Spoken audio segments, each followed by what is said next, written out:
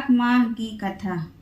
पुराणों के अनुसार वैशाख के महीने में भगवान विष्णु की आज्ञा से जन कल्याण हेतु जल में समस्त देवी देवता निवास करते हैं। एक प्रसंग के अनुसार जब एक बार राजा अम्बरीश दीर्घ काल तक तप के बाद गंगा तीर्थ की ओर जा रहे थे, मार्ग में उन्हें देवर्षि नारद जी के दर्शन हुए।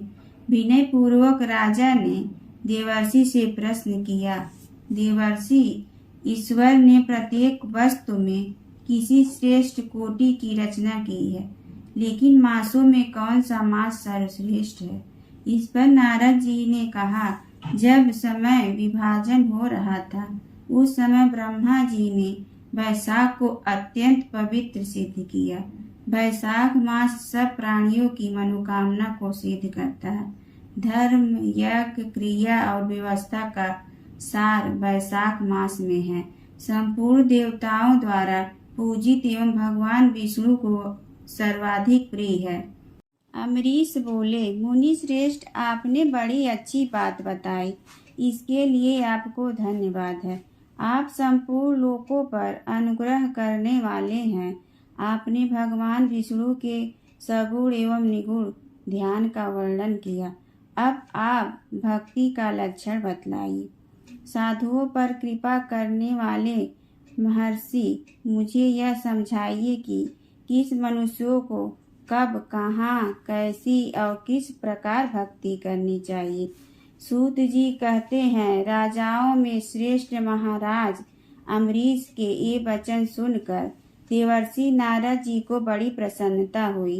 वे उनसे बोले, राजन सुनो, भगवान की भक्ति समस्त पापों का नाश करने वाली है।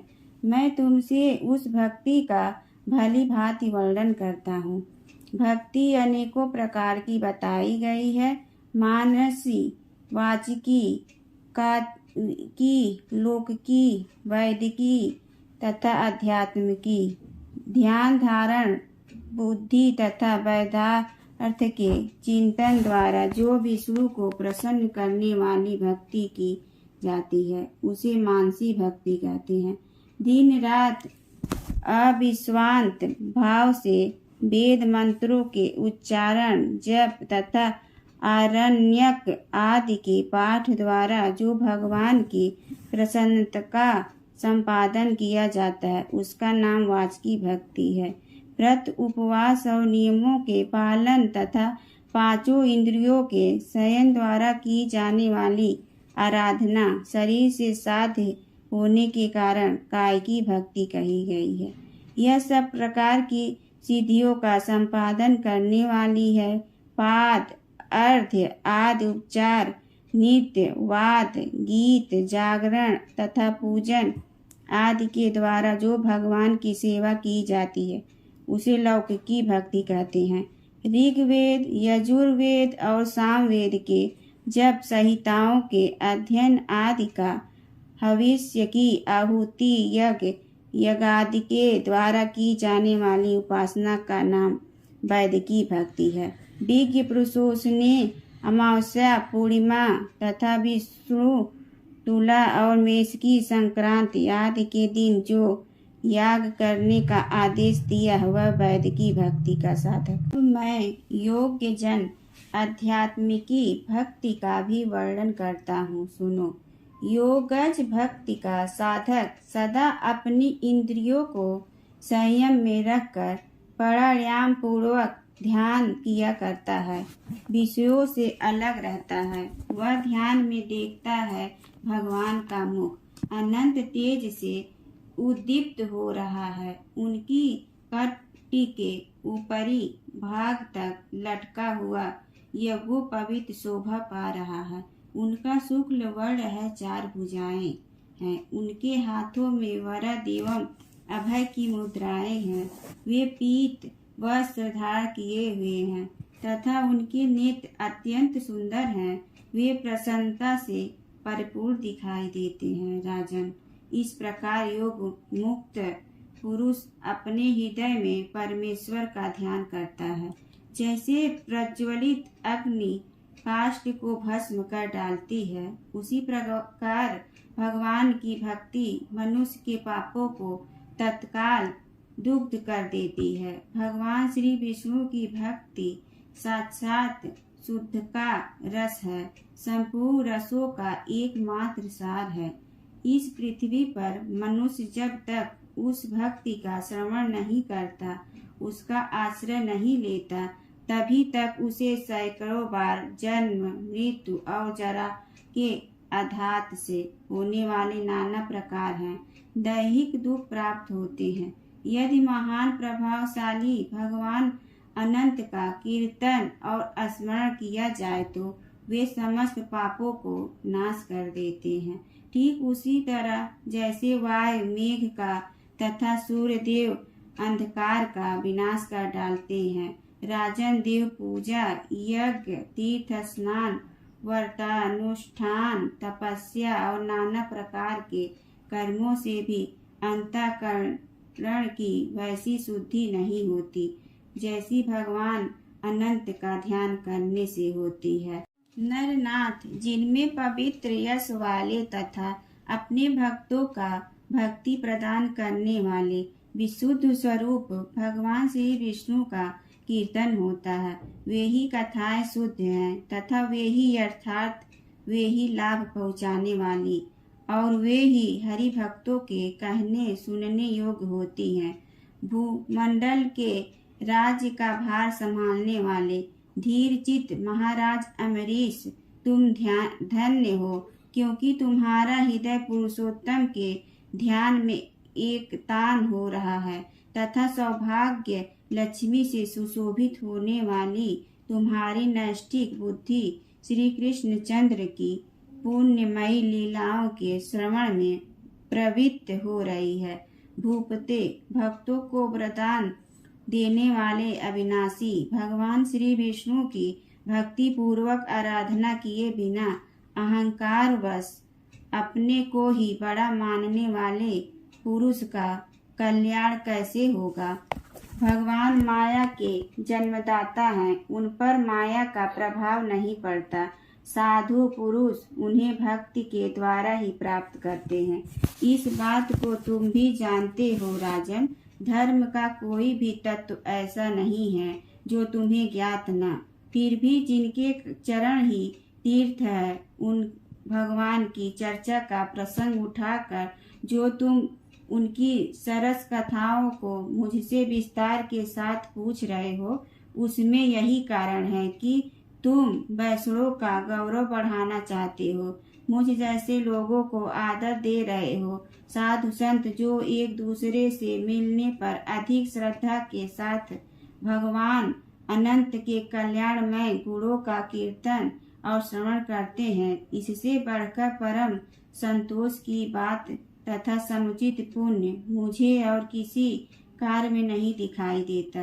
ब्राह्मण, गौ, सत्य, श्रद्धा, यज्ञ, तपस्या, श्रुति, स्मृति, दया, दीक्षा और संतोष, ये सब श्री हरि के स्वरूप है। सूर्य, चंद्रमा, वायु, पृथ्वी, जल, आकाश, दिशाएं, ब्रह्मा, विष्णु, रुद्र तथा संपूर्ण प्राणी उस परमेश्वर के ही स्वरूप है।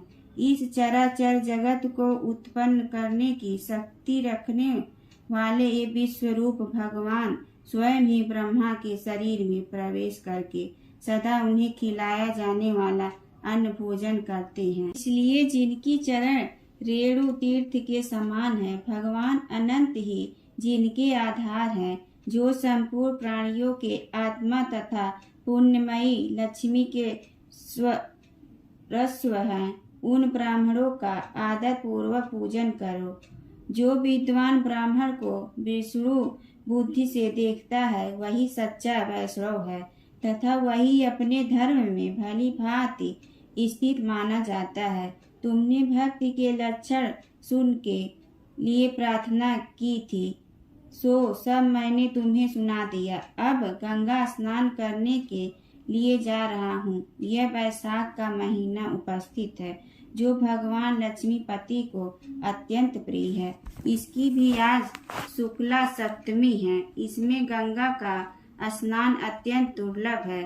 पूर्व काल में राजा जनू ने वैशाख शुक्ला सप्तमी को क्रोध में आकर गंगा जी को पिला दिया था और फिर अपने दाहिने कान के छिद्र से उन्हें बाहर निकाला था। अतः जनू की कन्या होने के कारण गंगा को जहान्वी कहते हैं। इस तिथि को स्नान करके जो आकाश की मेखलाभूत गंगा देवी का उत्तम विधान के साथ पूजन करता है वह मनुष्य धन्य एवं पुण्यात्मा है। जो वैशाख शुक्ल सप्तमी को विधि पूर्वक गंगा में देवताओं और पितरों का तर्पण करता है उसे गंगा देवी कृपा दृष्टि से देखती हैं तथा वह स्नान के पश्चात सब पापों से मुक्त हो जाता है। वैशाख के समान कोई मास नहीं है तथा गंगा के सदृश दूसरी कोई नदी नहीं है। इन दोनों का संयोग दुर्लभ है। भगवान की भक्ति से ही ऐसा योग प्राप्त होता है। गंगा जी का प्रादुर्भाव भगवान श्री वे ब्रह्मा लोक से आकर भगवान शंकर के जटा जूट में निवास करती हैं। गंगा समस्त दुखों का नाश करने वाली हैं। वे अपने 3 स्रोतों से निरंतर प्रभावित होकर तीनों लोकों को पवित्र करती रहती हैं। उन्हें स्वर्ग पर चढ़ने के लिए सीढ़ी माना गया है। वे सदा आनंद देने वाली, नाना प्रकार के पापों को हरने वाली, संकट से तारने वाली, भक्त जनों के अंतःकरण में दिव्य प्रकाश फैलाने की लीला से सुशोभित होने वाली, सगर के पुत्रों को मोक्ष प्रदान करने वाली, धर्म मार्ग में लगाने वाली तथा 3 मार्गों से प्रभावित होने वाली गंगा देवी तीनों लोकों का श्रृंगार हैं। वे अपने दर्शन, स्पर्श, स्नान, कीर्तन, ध्यान और सेवन से हजारों पवित्र तथा अपवित्र पुरुषों को पावन बनाती रहती हैं। जो लोग दूर रहकर भी तीनों समय गंगा गंगा गंगा इस प्रकार उच्चारण करते हैं उनके 3 जन्मों का पाप गंगा जी नष्ट कर देती हैं। जो मनुष्य 1000 योजन दूर से भी गंगा का स्मरण करता है वह पापी होने पर भी उत्तम गति को प्राप्त होता है। राजन, वैशाख शुक्ल सप्तमी को गंगा जी का दर्शन विशेष दुर्लभ है। भगवान विष्णु और ब्रह्मा की कृपा से उस दिन उनकी प्राप्ति होती है। माधव वैशाख के समान महीना और माधव विष्णु के समान कोई देवता नहीं, क्योंकि पाप के समुद्र में डूबते हुए मनुष्य के लिए माधव ही जहाज का काम देते हैं। माधव मास में जो भक्ति पूर्वक दान, जप, हवन और स्नान आदि शुभ कर्म किए जाते हैं उनका पुण्य अक्षय तथा 100 करोड़ गुना अधिक होता है। जिस प्रकार देवताओं में विश्वात्मा भगवान नारायण देव श्रेष्ठ हैं, ऐसे जप करने योग मंत्रों में गायत्री सबसे उत्कृष्ट है। उसी प्रकार नदियों में गंगा जी का स्थान सबसे ऊंचा है। जैसे संपूर्ण स्त्रियों में पार्वती, तपने वालों में सूर्य, लाभों में आरोग्य लाभ, मनुष्यों में ब्राह्मण, पुण्यों में परोपकार, विद्याओं में वेद, मंत्रों में प्रणव, ध्यानों में आत्मचिंतन, तपस्याओं में सत्य और स्वधर्म पालन, शुद्धियों में आत्मशुद्धि, दानों में अभय दान तथा गुणों में लोभ का त्याग ही सबसे प्रधान माना गया है। उसी प्रकार सब मासों में वैशाख मास अत्यंत श्रेष्ठ है। पापों का अंत वैशाख मास में प्रातः स्नान करने से होता है। अंधकार का अंत सूर्य के उदय से तथा पुण्यों का अंत दूसरों की बुराई और चुगली करने से होता है। राजन, कार्तिक मास में जब सूर्य तुला राशि पर स्थित हो उस समय जो स्नान, दान आदि पुण्य कार्य किया जाता है उसका पुण्य परार्ध गुना अधिक होता है। माघ मास में जब मकर राशि पर सूर्य हो तो कार्तिक की अपेक्षा भी 1000 गुना उत्तम फल होता है। और वैशाख मास में मेष की संक्रांति होने पर माघ से भी 100 गुना अधिक पुण्य होता है। वे ही मनुष्य पुण्यात्मा और धन्य हैं जो वैशाख मास में प्रातःकाल स्नान करके विधि विधान भगवान लक्ष्मीपति की पूजा करते हैं। वैशाख मास में सवेरे का स्नान, यज्ञ, दान, उपवास, हविष्य, भक्षण तथा ब्रह्मचर्य का पालन ये महान पातकों का नाश करने वाले हैं। राजन, कलयुग में वैशाख की महिमा गुप्त नहीं रहने पाएगी, क्योंकि उस समय वैशाख स्नान का महात्म अश्वमेघ यज्ञ के अनुष्ठान से भी बढ़कर है। कलयुग में परम पावन अश्वमेघ यज्ञ का अनुष्ठान नहीं हो सकता। उस समय वैशाख मास का स्नान ही अश्वमेघ यज्ञ के समान विहित है। कलयुग के अधिकांश मनुष्य पापी होंगे, उनकी बुद्धि पाप में ही आसक्त होगी, अतः वे अश्वमेघ के पुण्यों को, जो स्वर्ग और मोक्ष रूप फल प्रदान करने वाला है, नहीं जान सकेंगे। उस समय के लोग अपने पापों के कारण नरक में पड़ेंगे। अतएव कलयुग के लिए अश्वमेध का प्रचार कम कर दिया गया है और उसके स्थान पर वैशाख मास के स्नान का विधान किया गया है। बोलो विष्णु भगवान की जय, हरि महाराज की जय।